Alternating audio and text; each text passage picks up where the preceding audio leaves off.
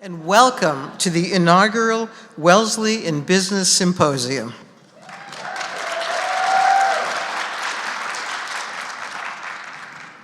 My name is Elise Cherry. I'm a proud member of Wellesley class of 1975. I'm also a member of the Business Leadership Council and CEO of Blue Hub Capital. It's my honor to be able to open the symposium today and to look out across this room filled with students and alums joining together to celebrate Wellesley alums in business while opening the door for the next generation. To everyone in the room and to all those tuning in on the live stream, welcome. We're able to gather today due to the generosity of one of our very own alums and co-founder of the Business Leadership Council, Lois Julibar.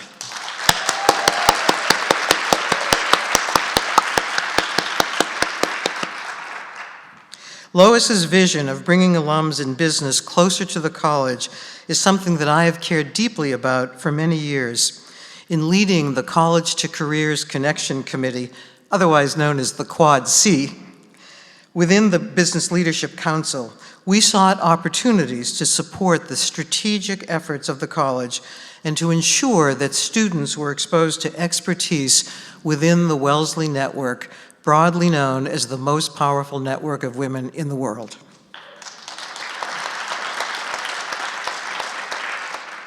The BEAM initiative has provided the opportunity to achieve just that. Thank you to every member of the Quad C, many of whom are here today, all of whom have worked alongside Jen Pollard, the Lulu Chow Wang Associate Provost for Career Education, and Casey Hurley, the Lois Julibar Director for Business Entrepreneurship and Financial Empowerment, to make this day possible. It's a great joy to bring Lois's vision to life with such a terrific group of business leaders and friends. Our theme for the day is When Leadership Matters Most, Shaping the Future in Turbulent Times. We are deeply fortunate to begin the day with a keynote conversation between Paula Johnson, the 14th president of Wellesley College, and Jean Hynes, Wellesley alum and now a trustee of Wellesley College and CEO of Wellington Management. Paula Johnson, as everyone knows, is a pioneer who brings decades of experience in the fields of academic medicine, public health, and higher education. Since joining Wellesley in 2016, she has moved the college to the forefront of STEM education for women and has led the creation of the school's strategic plan, which places inclusive excellence at the heart of the Wellesley experience. During her tenure, the college has transformed its science facilities into a state-of-the-art science complex. President Johnson also significantly advanced Wellesley's focus on global engagement, creating the Wagner Centers for Wellesley in the World and the Hillary Rodham Clinton Center for Citizenship, Leadership, and Democracy. President Johnson has held several leadership roles in her career prior to Wellesley when she was a physician scientist. She served as the Grace A. Young Family Professor of Medicine in Women's Health at Harvard Medical School and as a Professor of Epidemiology at the Harvard H.T. Chan School of Public Health. In addition, and this has always been my favorite, she founded the Connors Center for Women's Health and Gender Biology at Brigham and Women's Hospital. Jean Hynes, class of '91, is Chief Executive Officer and Managing Partner for Wellington Management, one of the firm's largest independent investment management firms. In July 2021, she became the 5th CEO since Wellington formed its private partnership and the first woman to hold the role.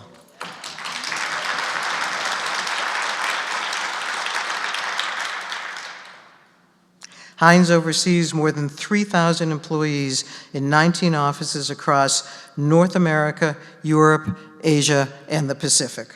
She and her management team drive the firm's strategy and are accountable for its execution. As one of the firm's 3 managing partners, she is responsible for governance of the Wellington Management Partnership. Hynes joined Wellington Management after graduating from Wellesley College in 1991, where she earned a BA in economics.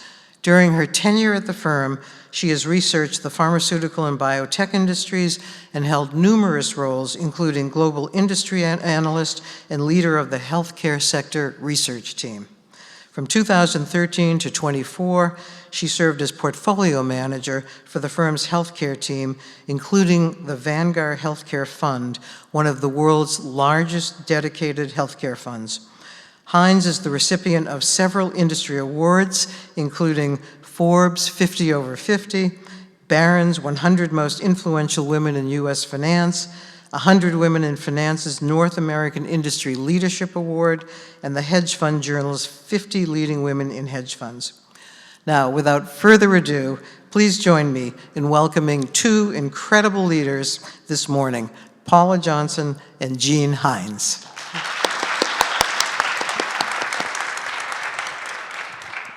Elise, thank you for that generous introduction. And it is truly an honor to be here today at the opening event for BEAM. Jen and Casey, I want to congratulate you. Lois, our deepest gratitude for your generosity. And I'm just going to begin by saying this is going to be a conversation, but to be honest, many of you in this room heard from me on Thursday night, and you talked about higher education yesterday. So I'm going to really mainly focus on Jean. We're going to have some back and forth, but I'm mainly going to focus on Jean, and then we've been talking about commonalities and common challenges between higher ed and the business world. But there's been a tremendous amount of change and disruption over the past years, Jean, and I just want to say I'm so honored to have the opportunity to have this conversation with you as a trustee, as not only the leader of Wellington, but as a dear friend of mine and a dear friend to Wellesley. So I just want to start out by really having you share a little bit about Wellington and about yourself and your journey. So it's really wonderful to be here. I want to share one story about how I got into the business world, and it's organizations like this that helped me find my way. There's two things. Once I took a class my junior year here that was sociology and work, and so it was probably the most, it's a class everyone wanted to be at during my time at Wellesley. And so I trudged my way down to Boston and got lots of internships, applied for every kind of job in almost every industry, but got an internship at a brokerage house. By the way, I hated the brokerage part of it, but I really wanted to, really wanted to know why stocks went up and down. And I'm from an immigrant family. We didn't talk about stocks at the dinner table. So I didn't really know what the stock market was till 1987. And then another, I think it was my junior year, that same year, I went on a bus trip to New York, where we went to see investment banks. And then there was one asset manager, which is Jennison. And I sat in a room with Lulu, and I left there saying, that's who I want to be. And that's actually a 100% true story. And it's sort of I want that job. I wasn't really interested in the investment banking jobs. And I shared that with you, I think, a year ago, and it actually is a 100% true story. And then I found my way through that into the asset management industry. And I was looking, in 1991, there was kind of similar to here, there were not that many jobs open. It was the economy wasn't that great. And I had two jobs that were both in research, really focused on asset management and research. One was at a firm that would have been a title, it would have had a title, and the other one was at Wellington, and it was an administrative assistant title, but I was also going to be working with 3 people who wanted me to do research. And I didn't graduate from Wellesley College to be an administrative assistant, but there was a recruiter who said, do not worry about the title, this firm is special. This firm is really, really special. And I often want to go back and find that woman who who sort of really described what Wellington became to me. It really is, and hopefully will continue to be, this amazingly special firm. And so I did start as an administrative assistant, but always in the research department. One of the things at Wellesley, I was an economics major, but I was a micro. Like, micro was my passion. I was Sue Sneath, I think was her first year. I think it was her first year as a professor, and really got me interested in the micro. And I've spent my career in sort of the micro parts of analyzing companies in the biotechnology and healthcare sector as a portfolio manager. And then maybe just finally, I began my leadership journey in 2008. We have a partnership, and you can put your name up to be a managing partner. And I was encouraged in 2008 to put my name up for when we had a managing partner election by many of my partners. And by the way, I didn't get it then. In 2008, I was not elected as a managing partner, but that began my journey of leadership. And I wasn't ready in 2008, but I spent a lot of time from 2008 till whenever the next election was. You don't know when it was. It ended up being in 2014, of really leaning into leadership as well, like gaining skills. You can gain skills just like I gained skills of being a great investor and researcher. I gained skills about being a leader, and then I was elected in 2014 to become a managing partner. And I worked with a coach that first year, as often new leaders do. And at the beginning of my coaching, she said, "Do you want to be CEO one day?" And I said, "No." I mean, I loved investing. Like, I loved investing. And I was missing this leadership part. So I thought I had everything I ever wanted, being a leader, being a managing partner. And then very slowly, maybe after the first year, I was ending my coaching, and I said, "Well, maybe I want to be CEO someday." And she's like, "We should continue our coaching then."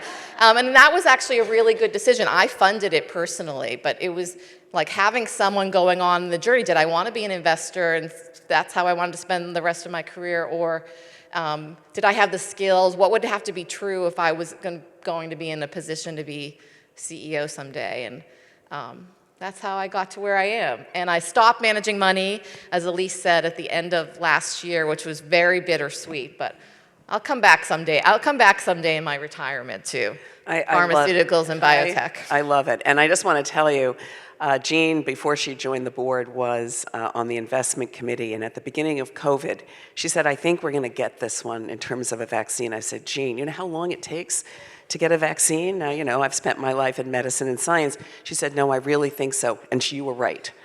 So I just want to point out a couple of similarities, because in my own journey, you didn't get the job in 2008. And when the Brigham and Harvard were really launching this effort in women's health, I had a vision for what we should do, and I also didn't get the job. And I realized I actually wasn't also ready for it and what they were looking for in that journey to finally having it happen. And the executive coaching, which then I did actually engage a coach. So I think there are some themes around how we actually kind of absorb those moments of not getting what we want, but then turning it into that learning opportunity. Resilience. It really is a real thing. Yeah. So, as we get started on some of the things about a turbulent time, some of the strongest turbulent forces, I'd love you to share a bit about what some of the strongest turbulent forces are at play for Wellington, and particularly in the past several years. I know there's been market volatility, but there's also been geopolitical and technological changes. So what's been most disruptive to your business model? So back to Wellington is in the asset management business, and so what we do, and I'm very proud of our mission. Like, if we do well for our clients, our clients and clients, which are teachers and endowments and foundations, they help people have scholarships to go to school, they help people retire, and if we can do that, if we can add more returns to our clients over time, people will have happier retirements. in the end, that's probably what we do most. Like we help people retire in ways that help them live excellent lives for many, many years. And so at our essence, we have one business, and that is the money management business. So think about stocks, think about bonds, think about private investments, think about, we talked about hedge funds a little bit in my title, and so that's the only thing we do as a business. And so we are, our revenues, we're going to get a little bit, this is a business orientation, so like what we do is invest, but but the business of our business is that we have a fee off of the size of those assets. We manage right now about $1.3 trillion at Wellington. So I'll tell you, like when I think about my whole career, which is I'm in my 35th year at Wellington, there's been probably 5 times. When you think about the markets over any 5, 10, 15, 20-year period, they rise. And so we rise, if we deserve to earn the right to manage those assets, which we try to do every day, then our assets and our business rises with the markets. But then there's these jolts every once in a while. I would say 87 when I was here and listening to the 87 crash. And then it was really not, then it was 2000, and then the big one was 2008, which being in the world was an incredibly scary time and actually a very challenging time to be in the asset management industry. And then little periods here and there. But then 22, which was 6 months after I started in my role as CEO, 22 was one of those periods. And one of the things we say at Wellington is like, how do you manage through the cyclicality? We're like a secular growth business, but how do you manage through the cyclicalities of the markets? And there's always cyclicalities. The markets are up or down, but then there are these jolts, and 22 was one of those such jolts. And I would say we had been talking as a management team, how do we invest through the cycles? But 22 wasn't a cycle. It was like it was more than just the markets are down. The bond market was down, the equity markets were down, but there was no diversification. And why that happened is for the first time in over 30 years, interest rates started to rise, and they rose at a very high level. So the markets were down, and assets were leaving, risk assets, which we managed, to go into cash, because cash was then, for the first time in 15 years maybe, was a viable third asset class. We had forgotten about cash as an asset class. But if you can get 5% on your bank money, then why wouldn't you have a part of that as part of your asset allocation? So all I'll say is it was a jolt. It was a jolt in 22, and I would say for me, having I probably had 10,000 company meetings in my career following pharmaceuticals and biotechnology, had witnessed great leaders pivot when things change. And so for me, I always had that in the back of my mind. How would I be judging the management teams that I covered for so long? And so we began to pivot. And maybe the biggest lesson was how did I get first my management team to pivot alongside? And then how do you get the rest of the organization to pivot as well, was probably one of the biggest lessons. So can you share with us a little bit about how that actually happened? I mean, did Wellington already have that muscle built in it? Did you build on what was already kind of an ethos at the company? I would say one of the great strengths of Wellington is that we have this slow evolution of how are we going to help our clients? And so I've witnessed over my 30 years, just like every leadership team, finding ways for us to evolve. So I would say we had an evolution mindset, that was clearly what are the new things we're going to do? It was like a culture and mindset of doing new things to help our clients. And this was, but I would say the big pivoting quickly was not the mindset. was not a mindset. And if you go back to '08 was actually a more intense period, but it was short. It was, it was really the recovery in '08 what happened in a quite short period of time. And so I think as we began 22, the thing about 22, the duration of that really has been 22, 23, and into 24. Things are like things are sort of more stable in 25, but sort of the big change in asset class was long, this duration of long, and how our clients, it sort of jolted our clients. And when our clients are jolted too, they're thinking about how do they want their asset allocation to change. Yeah. So, I mean, it really feels to me like there are we've been talking about some of the similarities and parallels between your business and higher education. There are a few things you just talked about in terms of that evolutionary mindset, a mindset of adding, and then there's a jolt. And how do you actually, make that pivot? What are the muscles you need to build? And how do you keep moving through that? And I do think your focus on the mission of Wellington, and we don't sometimes think about business as having a real mission. And I loved what you said early on about you're going to make people's lives better. So this is not just a business. It really is thinking about, just as we're thinking about educating young people for the rest of their lives, you're thinking about how we really keep people healthy in many ways, including financial health. I think my observation is that every great organization has a purpose and a mission. Actually, one of the first things I did as CEO is we had a mission, is sort of what we did and why we were there, but we actually had never actually put down on paper what our purpose was. And sort of combining the mission and the purpose was one of the first things. Not that I did it, but I got about 100 people participated in sort of defining our purpose as well. Yeah. And it's a noble purpose. Like, one of the things I would love to share more, like, this industry is such a fantastic industry, and it's a very, very noble purpose. I think people often think about the finance industry as not doing great work, and actually we really do great work, because our purpose is to outperform our benchmark so that people have more compounded returns over time and can lead better lives. And then the second thing we do is allocate capital. When I think about, like, my job as an investor, like, I've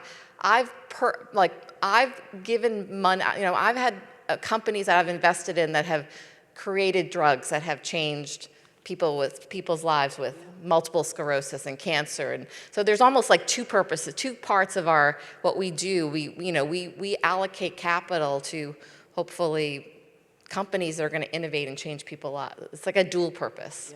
Yeah. And I think that as I think about higher ed, there's, in a moment of extraordinary turbulence, which is we're living through one right now, there's all the external pressure.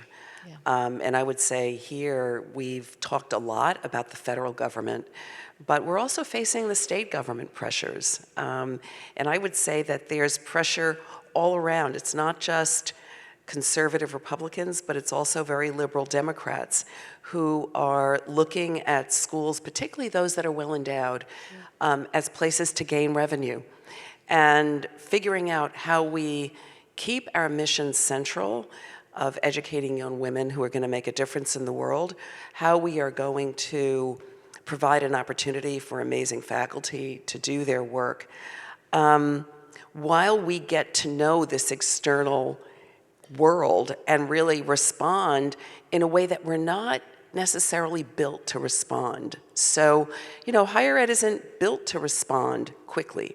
It's built to have evolutionary change. And just think about our structure. We have tenure.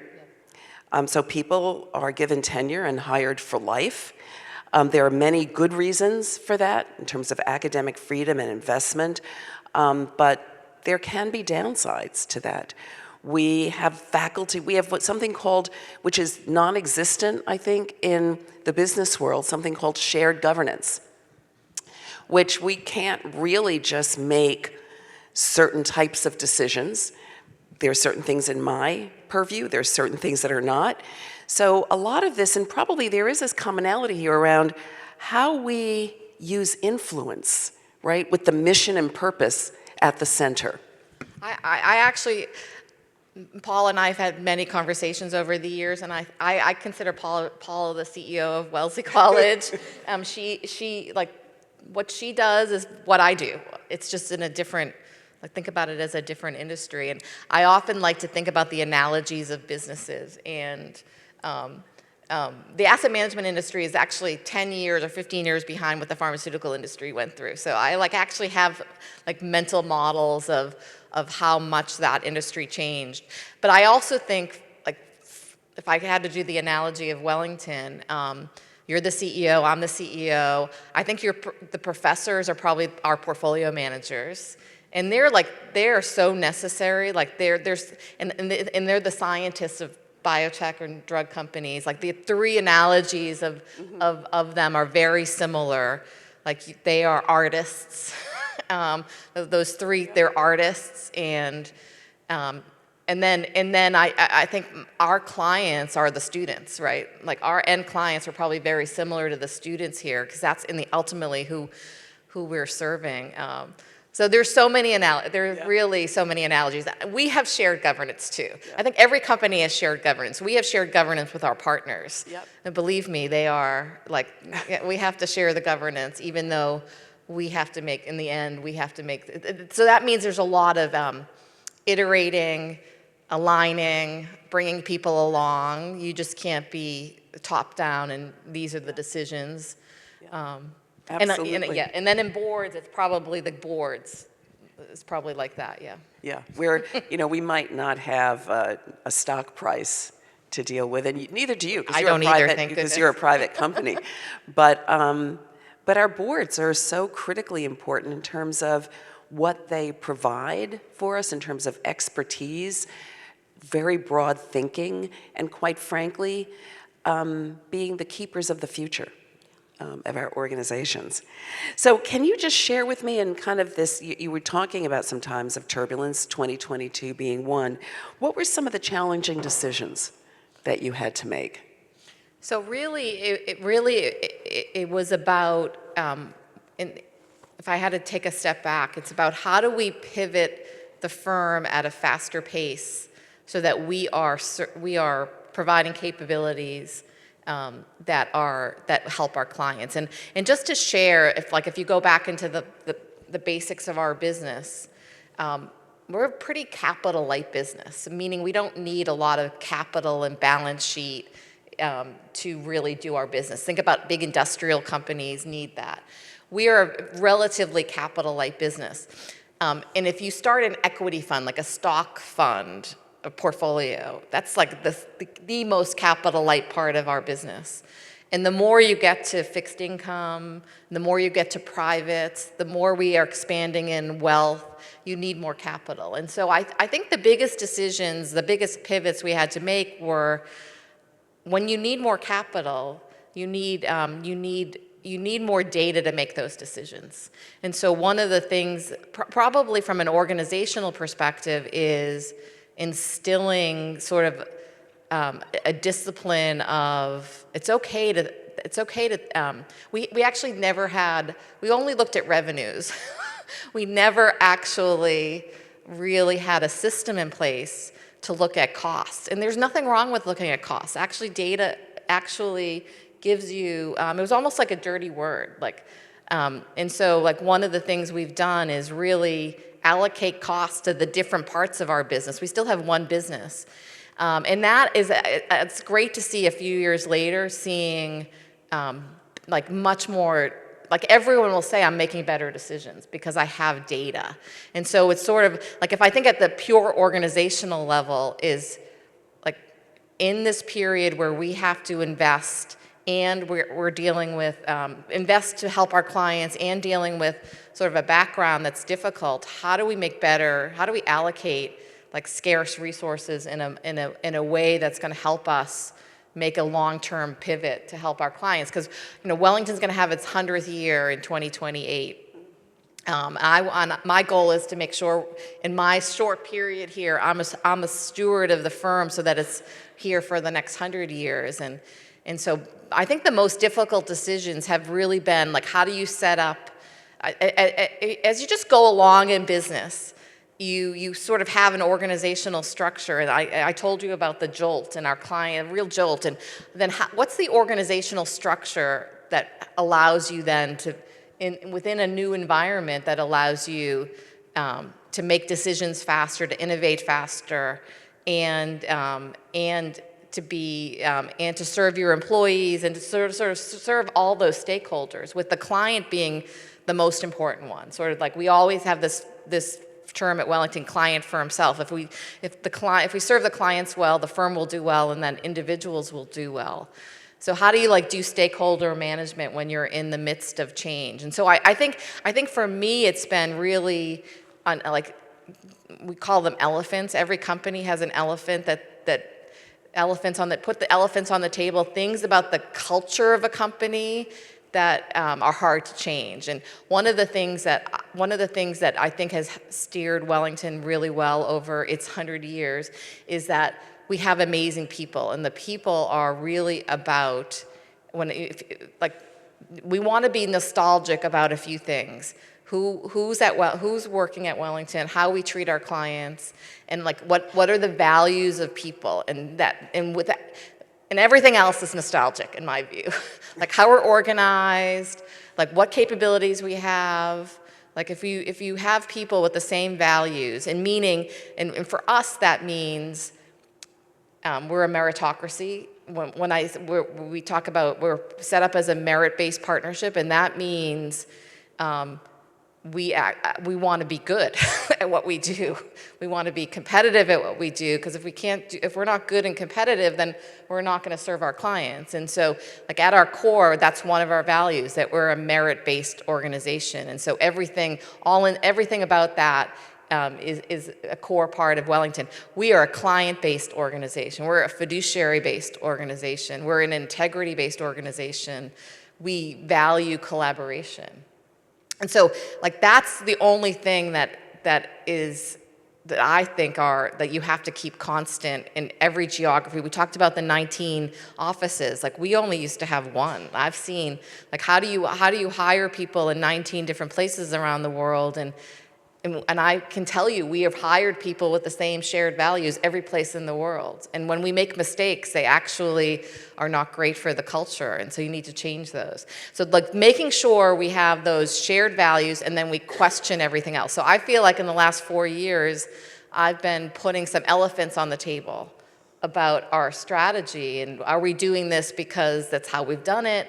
Or are we doing this because we've just done it? Or is it the right thing to do for the next 10 years? And just really, and you can't put 100 elephants on the table, but you can put, I think there's probably 3 or 4 big ones that we've put on the table that are beginning to change how we make choices. Yeah, and I love the fact that you're about to, not too long, celebrate your centennial. And as you know, we are at our sesquicentennial, and I think there are many similarities in thinking about that. What have we really, as we reflect, done really well, but where do we need to change? With the goal of being the steward, we have to think about today, but we are really investing in the ability for our institutions to be here, hopefully, for the next 100 or the next 150 years. So what is Wellington's most critical unknown right now? I think the most critical unknown is, so I'll tell you about our biggest headwind. Our biggest headwind is that, if you go back in the last 15 years, and the 2 biggest secular trends in the asset management industry is a shift to passive. So passive is beta. S&P 500, probably everyone in this room has access to a passive index. They really didn't exist, they started probably really, it was a small part of the market, and it's now close to 50% of the market is in passive, meaning very low fees, access to beta in the market. And there's been reasons, and so there's these secular reasons. That's not good for our business, by the way. We're not a passive. I mean, I believe passive is an extremely important part of the business. But if we can beat a passive index, there's a value proposition for us. So just like that's one shift. The second shift is we're only an active manager. We're a proud active manager. And the second big secular shift has been the rise in private markets, which, I'm looking at Rose right at the back of the room, have been a very big proponent of this, and rightfully over the last 25 years. If you go back 25 years ago, the private market, the parts of the economy that were in private markets, meaning not publicly traded, was a small part of the economy. And now it's a much, much bigger part of the economy. And there's all kinds of reasons for that. Part of it is it's hard being a public company, and part is like we have a very vibrant venture capital system, and part of it is after the global financial crisis, there was the regulations on the banks led to more lending and non-banks. So there's a reason why private credit and private equity has emerged as a much more important part of the economy. So that just means those are two trends that we have not participated in. Now we are, in the last 10 or 10 years, participating in the privates in our own way. So the biggest unknown is how do we accelerate our privates? Like I said, it's capital intensive, so we're working on a lot of things because we do believe we are a great place for private investors to invest. And then the second thing is how do we participate in the market where, if you look at private investments now, it's really been, if you look at my industry, by the way, very big picture, it's a $120 trillion industry. So like I said, we're about 1% of the industry, Wellington. There is, and half of that is institutions, like the Wellesley College Endowment. Institutions, public pensions, corporations, governments, institutions, and half of that is wealth. And think about wealth anywhere from your retirement plan, your 401k plan, all the way up to ultra high net worth individuals. So, and everything in between. That's about half of the business. If you think about private investing, it's really only concentrated that's about $15 trillion now of that one, like a little between 10 and 15% of the market. And it is the richest people in the world. Endowments and foundations have probably the highest allocation of any institution in the world, pension funds, and then no one else, like really no one else has access to this part of the economy that's innovating and growing. And so I actually think the next 20 years, the biggest trend will be something called the democratization of investing in privates. And so what we're trying to do is when we have our avenues and to participate into that is how do we provide our capabilities, because you can't actually democratize privates without liquidity vehicles. Because an organization like the endowment can withstand the lack of the lower liquidity, but individuals, you'll never have that mindset of giving up liquidity. And so that's our biggest unknown, like how do we participate? And we're doing a lot strategically on that area, our own capabilities, how we get into privates. Fantastic, and I love the democratization piece. So I'm going to ask you one last question that I know is on the minds of a lot of people in the room, including our students, and that is if we could talk a little bit about the future of work. Particularly with all of the changing of the introduction of AI, changing skill sets. So when you look at what we need to think about in the future, what are you thinking about at Wellington? So I might make two comments about the future of work. After the pandemic, we had a very open mindset about that the future of work has changed. Let's say the future of work had changed post the pandemic. That was another jolt the biggest jolt probably in business was the pandemic and how you did business not together in buildings. And I'm going to go back to culture.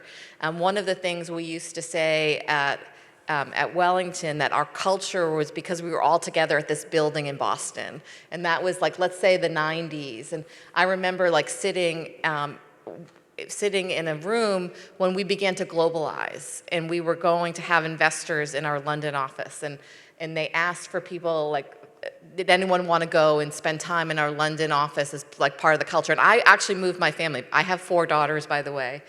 My biggest regret that none of them went to Wellesley. We will forgive you. There might be the opportunity for granddaughters, yes, though. granddaughters. But one of the things that became obvious is that culture wasn't about our buildings. It was about those shared values. And so like we really spent a lot of time between London and Boston, and I actually spent time in our London office, moved my family there, and it was really about how do you create bonds across different geographies. And then when you think about, and we had technology, we had video screens, that all helped. Then when you think about the pandemic, it wasn't even about a building, right? Like that showed us it wasn't even about a building, it was about how do you create, even if no one's in any of our buildings in Wellington offices, anywhere around the world, you can still create a culture. So I think that's like very important to recognize. And at the same time, I think post this period, and I was a very, like one of the things we said, we're going to try 3 days a week in the office and 2 days a week at home, and flexibility. We've actually always had flexibility. When I had children, I left at 4:30 every day. Like we've always had this very flexible mindset about how you do your work. I do strongly believe now, 5 years later, that people being together in person leads to, not all the time, like it's not about FaceTime. It's about that you get more done together than you do separately. And that means that there's still this huge benefit to how you spend time together. And I've just been back from Asia. I was on the road, actually all fall, parts in Europe, and then the last 2.5 weeks in the Middle East and Asia. Like those connections will be so important for the next 6 months, and then you'll do it again. And so look, I'm just a big believer that people are more innovative and you get more done, you break down these barriers that are hard to see when you're over a screen. So I think some combination of like, how do you be flexible? How do you let people do deep work? It's not about being in the office 50, 60 hours a week, but you cannot do it also while not spending time together. I think we've learned a big lesson. And so I've just always been this open mind about, and so how do you create a dynamic where there's still travel and there's still plenty of time of people working together. So that would be one aspect of it. And then the other aspect of it is, AI is real. I think it's very exciting. And one of the things, I belong to something called the Business Council, which is a group of CEOs, and like 6 months after OpenAI made its announcement, we're lucky enough to have people come to us and just talk about the technology. And you could really hear a pin drop in the floor. This is years ago, about what the potential was. And so I went back and said, well, we should how do we get a group so we're not behind? And so I feel like we've been very proactive in what are the use cases, what's the focus for us, and like really now seeing benefits, both like how do you do processes so people can focus on even more important work, and how do you create a competitive advantage with your intellectual property that you can actually do our jobs even better. So I feel like those use cases are all there. So that means we need courageous people and innovative people to reimagine how you can do things with this tool. It's a tool. And I actually do think, I've been spending a lot of time on it, it's not like the internet. I think the internet benefited everyone a little bit, and some businesses a lot. And I think AI is going to think about it more like electricity. It's going to impact sort of every organization. And so how do you grasp that, and how do you work differently? And fantastic. Like electricity. That is a profound analogy. And then just a few words as we wrap up. We have a lot of students in the room. What is your best advice to our students? So I guess it's the same thing I tell my 4 daughters. Like you should always be I tell everyone, but always be learning, right?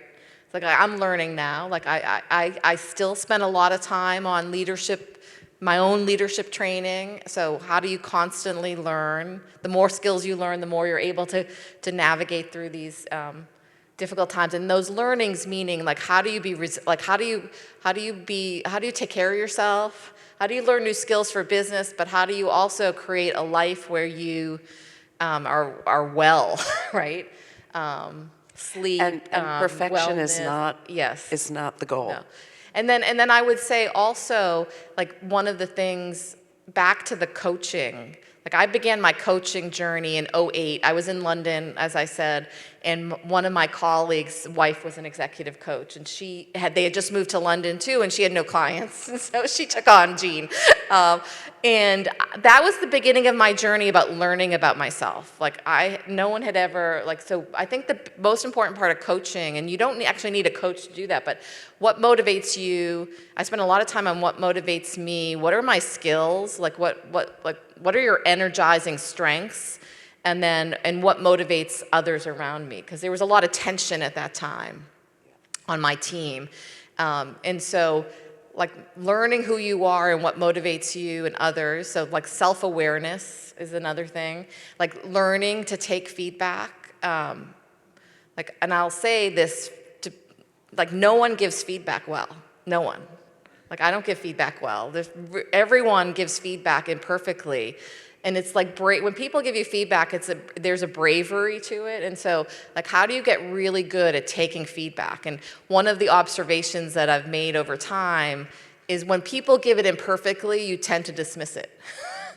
And there's always a nugget of feedback, and even in the people that are the most obstinate and just don't, there's a nugget. There's always a nugget of something to learn from. So that's the other thing. How do you get into a mindset and a culture of taking feedback? Because that's how you'll get better. And then maybe finally I say to my daughters, you have to love your work.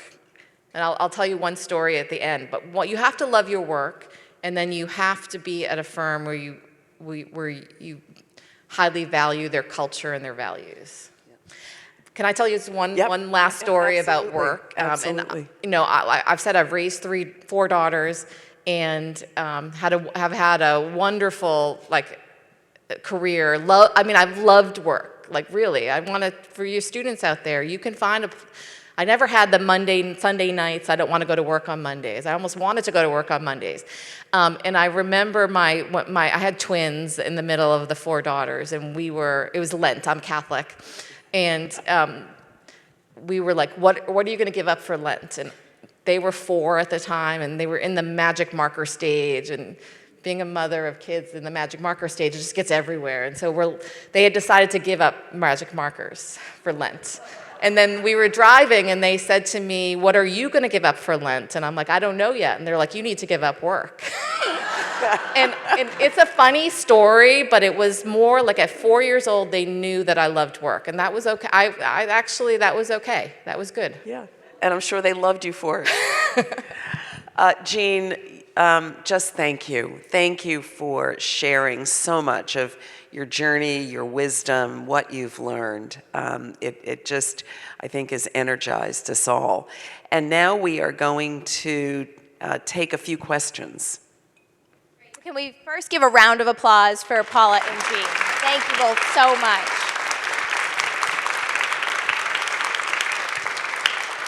Casey and I are poised to take questions, so please, yes, Nami, please begin.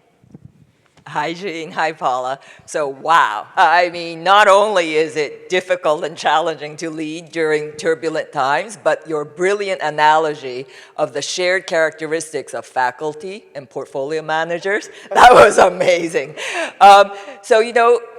As leaders, it is often said that it's so lonely at the top, right? And then CCL and the others, Jean, as you mentioned, self-awareness in many ways of where you need help becomes very important. So as you think of your team members, right, what kind of team do you need around you to help you accomplish and achieve and lead? How do you think about that? And as you tell your the prospective leaders, what kind of characteristics do you look for, and how do you do it? I guess that's the question. So I would say one of the most important things is that you want a leadership team that is different, right? Because it's easier if everyone's the same. There's less tension, but you're not going to get the best. So I would say like the best leadership teams have this natural tension all the time, and it's really about how you handle that and how you make sure you have processes and ways of working that the tension doesn't lead to lack of debate or so that's but you need to always be around people that don't have the same kind of ways of thinking. I think that's what leads to the most innovation and great organizations. For me, I'll say one of the things as I became CEO, I did about 30 interviews with CEOs and healthcare companies and financial institutions. Everyone wanted to help me. I had these long 20, 30-year relationships with company CEOs, and you said it, Nami, perfectly. The one thing that all these CEOs said is it's really lonely. So you need a network of people, and Paula has been one of my networks over time, a network of people to share. And at Wellington, we're lucky too, because we have these 3 managing partners. And that's I often say, it was one of the observations, every time the managing partners meet, it's always positive energy. We're not the same either. We're all 3 different people, but those meetings provide a forum where we can let off steam. We just announced that one of our managing partners is going to retire next June, and one of the observations that my husband made, because I was talking to him on the phone one day a few months ago, he said, well, what are you going to do when Steve retires? You know that every time you get on the phone with Steve, you calm down after. And I didn't actually know, I guess I knew that, but my husband could observe that. I'm oh, I've got to find my new Steve. I got to find my new ways of letting off steam. So sometimes it's how do you find those ways of working where you have to get things off your chest, and that's okay. It's okay to be annoyed.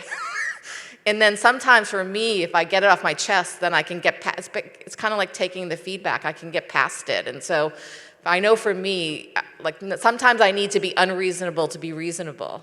And I need a moment of being unreasonable. And I find, though, I'm curious. Ditto. I don't have anything to add. I think that is just brilliantly said. And I couldn't agree more with how you choose your team. And, one test is, do you test each other? Do you have decisions that evolve, that aren't maybe what you've brought to the table? And do you make each other better? And I say that comes with tension, it comes with disagreement, but then it comes with alignment. So very, very powerful. We're going to take 2 more quick questions if they're out there. Hello, thank you so much for joining. My name is Nadine Gibson. I'm a sophomore this year and also an econ major. And my question is about how did you approach organizing and leading in your personal and family life in order to accommodate such an incredible career? So I would say that as an observation 35 years in, just realize that every period of life is different. I don't think I knew that as I began my journey of being a spouse and a mother and friend. So I would say over time, each period is different. Back to the early parts of, and I'll tell you, I worked for this man with this man for 20 years who was just amazing. And when I told him I was having a child, I was pretty young. I was 28 at the time. He's I was on a steep trajectory, and he's whatever you decide, if you want to be on your same path or if you want to be on a different path, he gave me agency to decide what I wanted, and I actually did stay on the same path. And so that just was a recognition that but you don't know how you're going to make it work. It just means that you had, sometimes I had 2 nannies, and sometimes I had wonderful parents and wonderful in-laws that helped get us, like, so twice a year, my husband and I would go away, and because we had such great support, but not everyone has that. At one point, my husband stopped working. Him and I are MIT Wellesley couple, and at one point, he recognized, he took a step back. And so he provided that, also another area of support. So I just think it's different. I think it's different every time. And I'll tell you a story. And when I was a managing partner, and Paula knows this woman, Marianne Tynan. When I was a young mother, this is how crazy the times have changed. We had something called the Young Mothers, because we were the first mothers actually having children. Like, there hadn't been that many women, professionals, even at Wellington, never mind having children. So we would get together, but there was this whole group of women that were so wise, not on the investment side, but on the business side. Marianne Tynan was one of them, and we would invite them in and, like, just give us tips. I remember, like, Marianne's tips about don't iron clothes. Paula knows, like, don't buy clothes you have to iron. So, like, one of the things from those meetings with these women that had gone through it is, like, you have to pick something about that, like, sort of constant over time. For me, it was dinner, And when I became a managing partner in 2014, I probably put myself into it. And a year later, we were out to dinner with the girls, or having dinner, and they're like, well, the managing partner thing seems to be going. And the girls, like, gave me feedback, and they're like, actually, no, you're not home for dinner enough. And so, like, I adjusted back to making sure, because that was, like, the one thing that was important to us. And it still is. We still have Sunday night dinners. They're in their 20s. And so, like, there's something about, like, that was for us a way to ground us as a family unit very often. And so you just have to constantly adjust. Like, nothing is perfect, and nothing stays the same, and each period of life is different, and yeah. So, I think, Jean, it's so, you are so right that, one, there is no magic formula to this, right? You have to make it up as you go along. What is important is that you have a wonderful partner, as do I, who can make it up and give you permission to do things differently, to free you up in very important ways, and to really understand that perfection is not what society's picture of perfection is. And it's something that I would frequently tell our young physicians who thought that the model of motherhood frequently was something that was defined externally, and to just really pull that apart, because as we go through this journey, we do our best and we keep focused, and it seems like things have turned out okay. Okay, so I think that we are we out of time? Yeah. We have one more question. One more question, from... Okay, no, it's good. One more, Lois. Okay. No, come on, how can we not take your question, Lois? You are our reason for being here. Learning to say no. True, that's another thing, learning to say no. It's very important. Nicely. Yeah, yeah. So I want to go back to the theme, which is managing in turbulent times. You both run sizable organizations. How have you led your organizations, not your direct reports, but the full organizations, during very tumultuous times? So I would say a couple of things. One, like, an eye on how do we serve our clients. I don't make a lot, what I like to say is I want to make very few decisions. I'm very comfortable making decisions, but I want to make few decisions. And that means that having a leadership team and then a broader leadership team. So I would say during this intense period, I spent a lot of time with a small group of people for a period of time. I was not available to the organization, but it was important work that needed to be done. And I spent a lot of time this summer, in meeting groups of people. And I said, I spent a lot of time in this conference room. I couldn't wait to get out of this conference room. But it was actually important work. And I just want to acknowledge, maybe I wasn't as available, but that was what I needed to do at this point in time. And then at the right time, that group of 10 to 20 became 50 to 100, and then now it's 3,000. And it's sort of, that now it's like, how do I meet with people, like how do you like hear from people and listen and then share and be transparent and get them excited about the future. So that's sort of what I'm on now is like, I know myself and our management team is very excited about our strategy in the future, and now it's time to get all 3,000, that it's our strategy together, not Jean's. So that's just an observation about the last couple of years. Sometimes it's important to do serious work and deep work, and that was an uncomfortable choice to make, to be in a conference room for a period of time. Yeah, and I would say very similarly, Jean, in times of turbulence as we're living through now, where there's tremendous disruption, again, as you began, focusing in on the shared mission of the organization and really constantly centering that, but also making the case for change pretty clear and being consistent, excuse me, being consistent in delivering that message, because it's a frightening one. And then really being in a way, and again, you can't be everywhere all the time, but your team is leading, they're leading teams. And how do we lead the case for change while also allowing people to understand and be comfortable with the fact that things are going to change? And that does require presence in so many different ways, but not always by you, but by your leadership and the leadership that's reporting to them. Excuse me. We are spending quite a bit of time.